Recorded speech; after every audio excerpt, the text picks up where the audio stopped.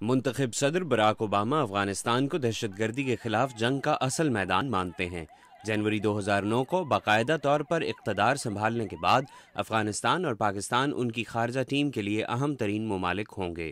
عالمی امور کے ماہرین کا کہنا ہے کہ افغانستان میں القاعدہ اور طالبان کا مقابلہ کرنے کے لیے حکمت عملی میں خطے کے دوسرے ممالک کو شامل کیا جانا چاہیے۔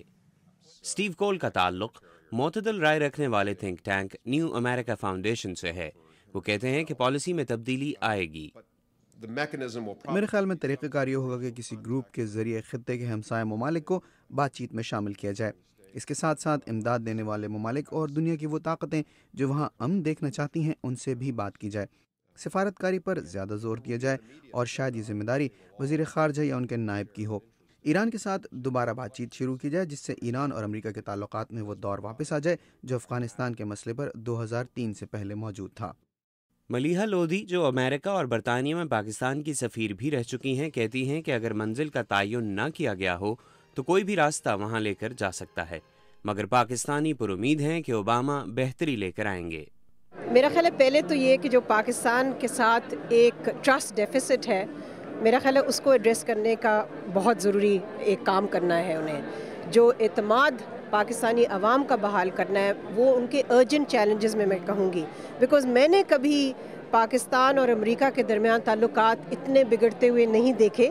عوامی رائے عامہ کے جائزوں کے مطابق پاکستان اور مسلم دنیا کی بڑی تعداد کا خیال ہے کہ دہشت گردی کے خلاف جنگ کا رخ عراق کی طرف موڑنا بہت بڑی غلطی تھی، اور افغانستان میں جاری موجودہ پالیسی جس میں فوج کا استعمال واحد حکمت عملی ہے اس کو بھی بدلا جائے اور انتہا پسندوں کو بات چیت پر آمادہ کیا جائے۔ پاکستانی حکومت بارہا یہ احتجاج کر چکی ہے کہ پاکستانی علاقوں کے اندر امریکہ کی کارروائیاں دہشت گردی کے خلاف جنگ میں کامیابی کو نقصان پہنچا رہی ہیں۔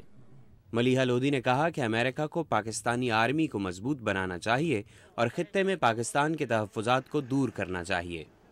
میں سمجھتی ہوں کہ امریکن انتظامیہ جو نئی آئے گی ان کو ایک سفارتی انیشیٹو لینا چاہیے جس پہ کہ پاکستان اور ہندوستان کے جو تعلقات رہے ہیں، ایڈورسریل ریلیشن شپ جس کو ہم کہتے ہیں انگریزی میں، اس کو تبدیل کرنا چاہیے اور یہ کشمیر کا کوئی حل ڈھونڈنا چاہیے، اور اگر وہ حل ڈھونڈ سکتے ہیں تو اس سے پاکستان کی جو آرمی ہے وہ انڈیا کا جو ان کو پرائیورٹی رہی ہے اور فوکس رہا ہے، پھر وہ وہاں سے اپنی نگاہ ہٹا کے کاؤنٹر انسرجنسی جس کو کہتے ہیں اس پہ زیادہ توجہ دے سکتی ہے۔ لیکن اس کے بغیر اگر یہ نہیں ہوتا تو میرا خیال ہے یہ بڑی ان ریئلسٹک ایکسپیکٹیشن ہوگی کہ پاکستان آرمی کو یہ کہا جائے یا پاکستان کو کہا جائے کہ جی آپ کی جو کنونشنل تھریٹ ہے وہ ہمارے لیے اہم نہیں ہے اور آپ صرف کاؤنٹر انسرجنسی کریں۔ یہ نہیں ہو سکے گا، ممکن نہیں ہو سکے گا۔ کہا جاتا ہے کہ جنگ کا خاتمہ جنگ میں اپنی جان کھونے والے نہیں دیکھا ہے۔ ماہرین کا کہنا ہے کہ افغانستان اور پاکستان کے سرحدی علاقوں میں جاری دہشت گردی کے خلاف جنگ کا خاتمہ کامیابی پر یقینی بنانے کے لیے یہ ضروری ہے کہ امریکہ افغان اور پاکستانی عوام کے دل جیتے۔ محمد عاطف، وائس آف امریکہ، واشنگٹن۔